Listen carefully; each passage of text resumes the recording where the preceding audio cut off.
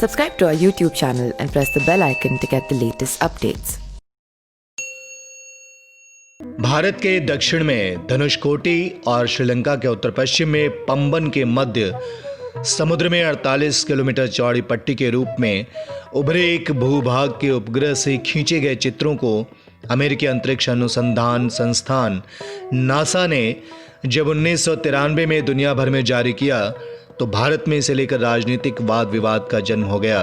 इस पुल जैसे भूभाग को राम का पुल या राम सेतु कहा जाने लगा। सबसे पहले श्रीलंका के मुसलमानों ने इसे आदम पुल कहना शुरू किया, फिर ईसाई और पश्चिमी लोगों ने इसे एडम ब्रिज कहा। वो मानते हैं कि आदम इसी पुल से होकर गुजरे थे। राम सेतु का चित्र नासा ने 14 दिसंबर 1966 को जेमिनी 11 से अंतरिक्ष से प्राप्त किया था। इसके 22 साल बाद ISS 1A ने तमिलनाडु पर स्थित रामेश्वरम और जाफना द्वीपों के बीच समुद्र के भीतरी भूमि भाग का पता लगाया और उसका चित्र लिया। इससे अमेरिकी उपग्रह के चित्र की पुष्टि हुई। भारत के दक्षिण पूर्व में रामेश्वरम और श्रीलंका के पूर्वोत्तर में मन्नार द्वीप के बीच उथली चट्टानों की एक चेन है। समुद्र में इन चट्टानों की गहराई सिर्फ 3 फुट से लेकर 30 फुट के बीच है। इस पुल की लंबाई लगभग 48 किलोमीटर है। ये ढांचा मन्नार की खाड़ी और पाक जल डमरू मध्य को एक दूसरे से अलग करता है। इस इलाके में समुद्र बेहद उथला है। राम सेतु पर कई शोध हुए हैं और कहा जाता है कि 15वीं शताब्दी तक इस पुल पर चलकर रामेश्वरम से मन्नार द्वीप तक जाया जा सकता था, लेकिन तूफानों ने यहाँ समुद्र को कुछ और गहरा कर दिया।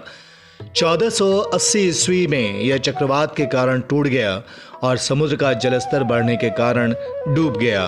दूसरी ओर पुल की प्राचीनता पर शोधकर्ता एक मत नहीं है। कुछ इसे 3500 साल पुराना बताते हैं तो कुछ इसे आज से 7000 साल वर्ष पुराना बताते हैं। कुछ का मानना है कि यह 17 लाख वर्ष पुराना है। वाल्मीकि रामायण कहता है कि जब प्रभु श्री राम ने सीता को लंकापति रावण से छुड़ाने के लिए लंका द्वीप पर चढ़ाई की तो उस वक्त उन्होंने सभी देवताओं का आह्वान किया और युद्ध में विजय के लिए आशीर्वाद मांगा था। इसमें समुद्र के देवता वरुण भी थे। वरुण से उन्होंने समुद्र पार जाने के लिए रास्ता मांगा था। जब वरुण ने उनकी प्रार्थना नहीं सुनी तो उन्होंने समुद्र को सुखाने के लिए धनुष उठाया। डरे हुए वरुण ने क्षमा याचना करते हुए बताया कि प्रभु श्री राम की सेना में मौजूद नल नील नाम के वानर जिस पत्थर पर उनका नाम लिखकर समुद्र में डालेंगे वो तैर जाएगा और इस तरह प्रभु श्री राम की सेना समुद्र पर पुल बनाकर उसे पार कर सकेगी। इसके बाद प्रभु श्री राम की सेना ने श्रीलंका के रास्ते पुल को पार किया और श्रीलंका पर हमला करके विजय हासिल की।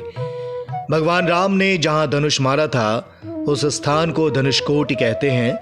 राम ने अपनी सेना के साथ लंका पर चढ़ाई करने के लिए उस स्थान से समुद्र पर एक ब्रिज बनाया जिसका उल्लेख वाल्मीकि रामायण में मिलता है। Subscribe to our YouTube channel and press the bell icon to get the latest updates.